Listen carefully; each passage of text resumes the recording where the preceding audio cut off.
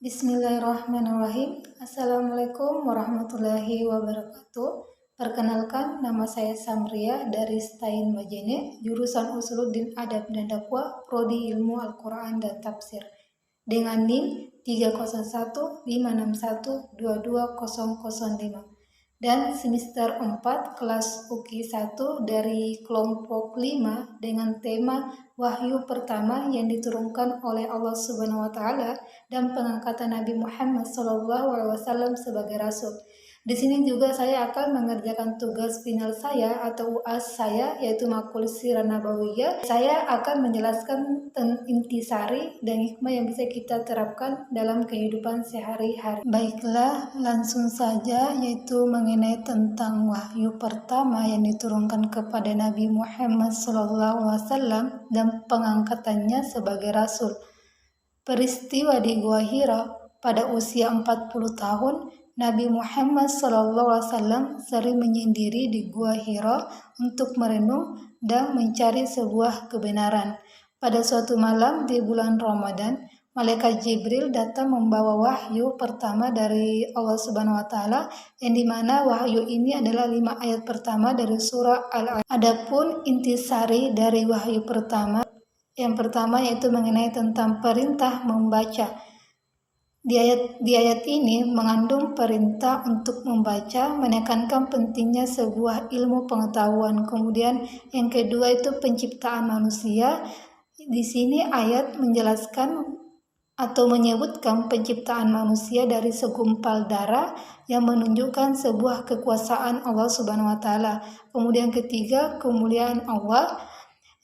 Ayat ini menekankan kemuliaan Allah sebagai pengajar utama. Kemudian keempat, pendidikan dan alat tulis. Ayat ini di sini menekankan pentingnya sebuah pendidikan dan kemampuan menulis sebagai alat untuk menyebarkan pengetahuan. Kemudian adapun hikmah yang dapat diterapkan dalam kehidupan sehari-hari, yaitu pertama mengenai tentang pentingnya ilmu pengetahuan.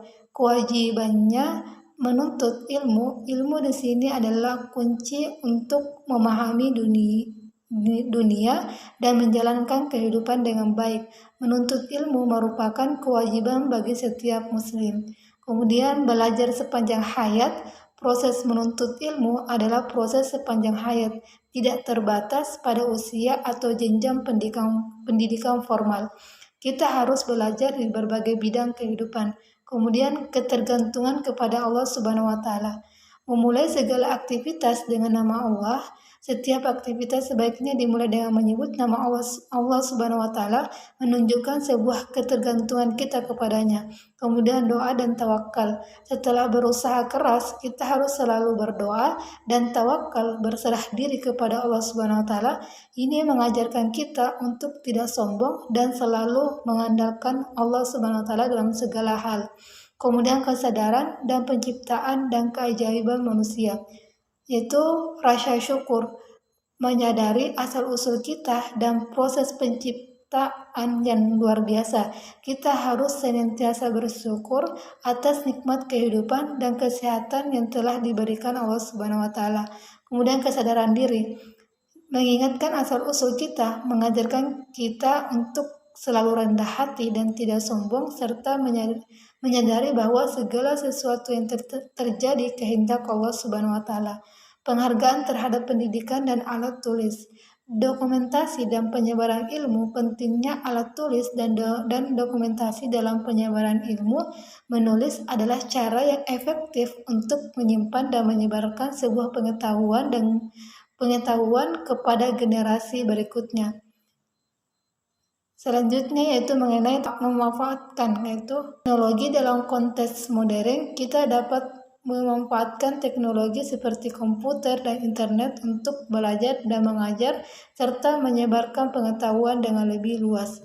Penyampaian kebenaran dan amanah sebagai umat Islam. Menjadi pembawa pesan kebenaran sebagai umat Islam, kita di sini diajarkan untuk menyampaikan kebenaran dan ilmu yang bermanfaat kepada orang lain. Kita juga harus berusaha menjadi sebuah teladan dalam menyampaikan pesan-pesan yang baik. Kemudian tanggung jawab dan amanah.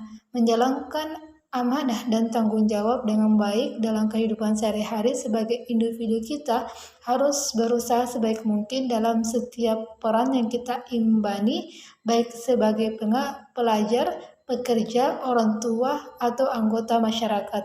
Pengangkatan Nabi Muhammad SAW sebagai rasul adalah peristiwa pentingnya menandai dimulainya misi kenabian untuk menyampaikan ajaran Islam kepada umat manusia. Sebagai rasul, Nabi Muhammad SAW bertugas menyampaikan wahyu dari Allah, membimbing umat manusia ke jalan yang benar, dan menjadikan teladan dalam kehidupan beragama dan bermasyarakat. Di mana bahwasannya dengan memahami dan menerapkan hikmah-hikmah dari wahyu pertama ini, kita dapat menjalani sebuah kehidupan yang lebih bermakna sejalan dengan ajaran Islam, serta berkontribusi positif bagi diri sendiri dan masyarakat sekitarnya.